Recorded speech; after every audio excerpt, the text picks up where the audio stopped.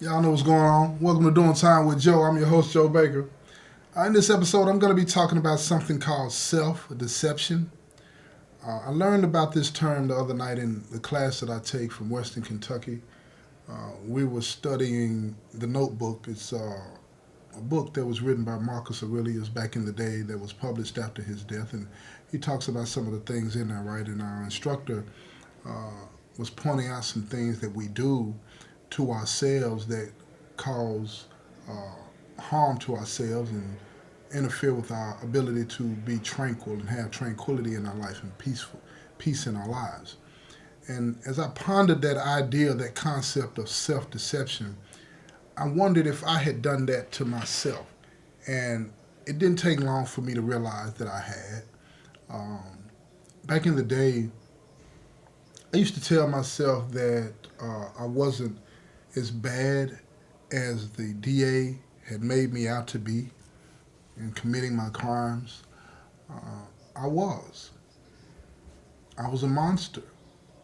Um, Anybody that could conceive in their minds that harming somebody else to take care of their problems is a monster. Period. There's no cutting corners on that. That's just what it is. And that came home to me the other day real hard when I heard the professor talking about that.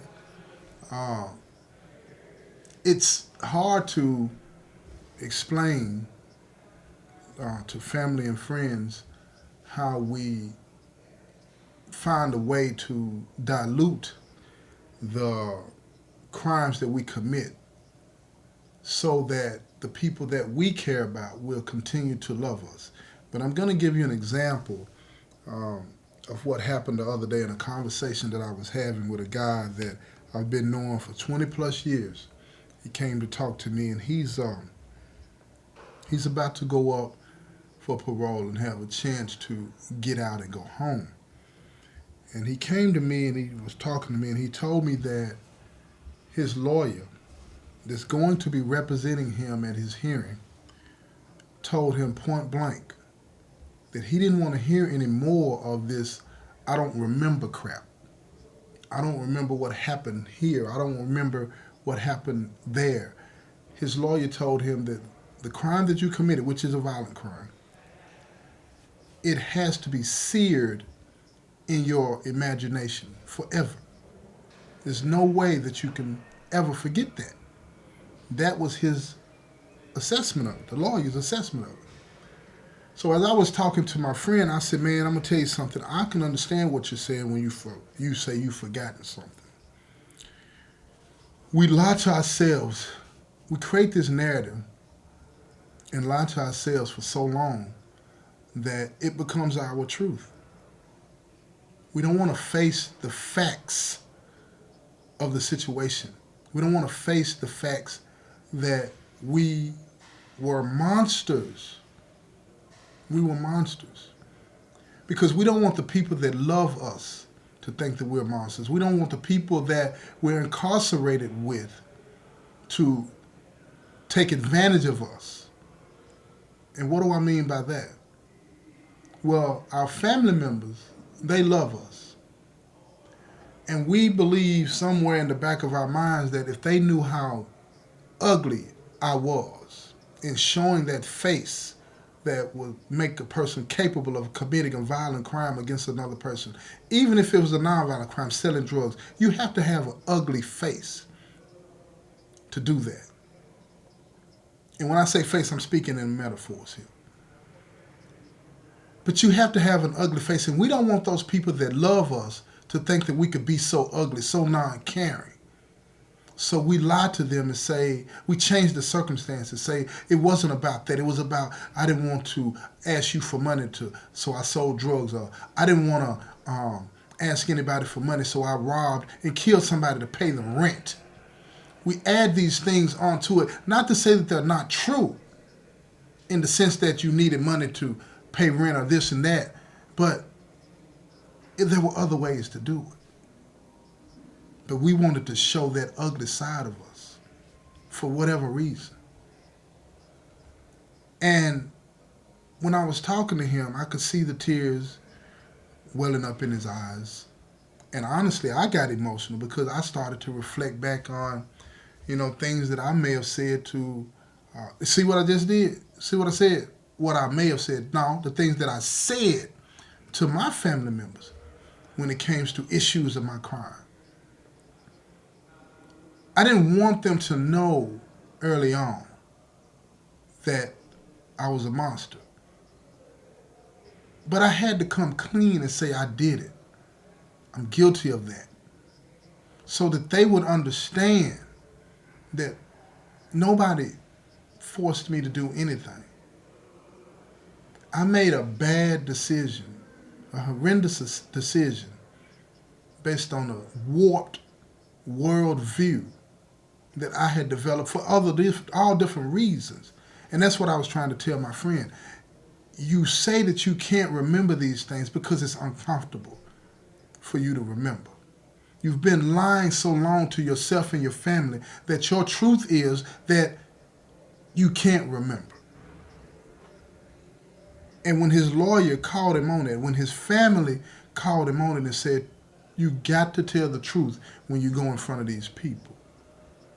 Because without the truth, you can't be trusted. That's what I'm getting to. So when we start talking about fooling ourselves, we get lost in the sauce. And that's what we do. People that are not in prison, people that have not committed a crime, they do that in the free world. Some of y'all that's listening to this show understand what I'm saying. You'll create narratives that make it comfortable for you to proceed in life. Whether it be because you are having an emotional relationship with somebody at work, or you say, well, we're just friends, but the whole time you know that you want to sleep with them. You just hadn't got there yet. But you don't want to be that ugly person. You don't want to show that face. That face of a person that would be so deceptive that would lie. So you create a narrative that's comfortable for you. You don't want to be that person that would lie to a family member or a colleague about something that you've done. So you create a narrative that makes it comfortable for you. And prison is full of people like that. We don't want to be held accountable. We don't want to face the reality of what we've done because we are so afraid that the people that we love won't love us anymore. And that's just not true. They tell us that I'm going to love you anyway. And they tell us that because they need us to be honest with ourselves, more so than with them, about what went on. Because if you can't be honest with yourself about what's going on, you can't be trusted. Imagine this. My friend goes up for parole, and he lies to himself that he can't remember. They let him out. He hasn't dealt with that trauma, and something happens that triggers him. He commits the crime again. Now everybody's saying, what went wrong? They didn't do anything wrong. He did. He never owned it. Because if you own it, then you can get to a point to where you can deal with why it happened. But you can't get to the why. You can't get to the why without dealing with the issue honestly. And that's all of us. Not just my friend in here, me too. And I'm going to tell you something, it's hard. I deal with my issues honestly, and it tears me apart. But after I'm torn apart, the reformation process takes place. I'm not going to be that person that I was. I'm going to be this new person, a better person, scars and all. Scars and all. Those scars are my story. They're my history. They tell you who I am.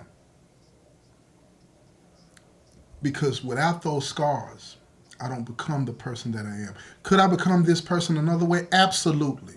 And I wish I would have. But those scars tell my history. It lays out to you what I've been through in my life. So that when you hear me talk on this podcast, you can better understand me. Because you know my history. And you know why I feel as passionate as I do about victims advocacy. You know why I feel as passionate as I do about convincing people that gangs are the wrong route to take. Without my history, you wouldn't understand that. Without me dealing honestly with my history, you wouldn't understand that. And that's why I encourage people to not be self-deceptive. Don't lie to yourself. It only harms you. Because the people, here's a big surprise about that.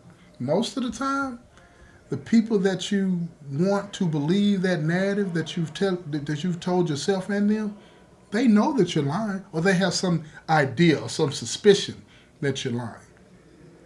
But they'll give you a pass because they might say, well, it's too much for him to deal with, or he's not ready yet, or she's not ready yet. And they love you anyway. But see, you're restricting that love that they want to give you, because if you came all the way with it, you would realize that they're going to put their arms around you in a way that it's going to be so comforting and reaffirming. But you can't get that when you're not telling them the whole truth. Let them understand you. Let them understand you. It's with the truth that they can come to understand you. That's how this thing works. I just wanted to drop that on y'all. Just something to ponder today while you're driving to work, or like I say, jogging, or working, whatever you're doing, listening to this show. Another thing, man, I want to let everybody out there know that I really appreciate you. All of you. And this new thing that's been popping up on my episodes, this super thanks thing. Don't really understand it, but look here, I appreciate all of y'all out there that hit me with the super thanks. You know what I'm saying? I could have never imagined that I would have as many people as I do that listen to my shows on a daily basis. I get emotional when I think about the love that all of you show me, and I want to thank you for that. I'm not finna cry. I'm not gonna cry on this episode, but I really do appreciate all of you. I do. This has been another episode of Doing Time with Joe. I'm your host, Joe Baker, and I say peace, y'all.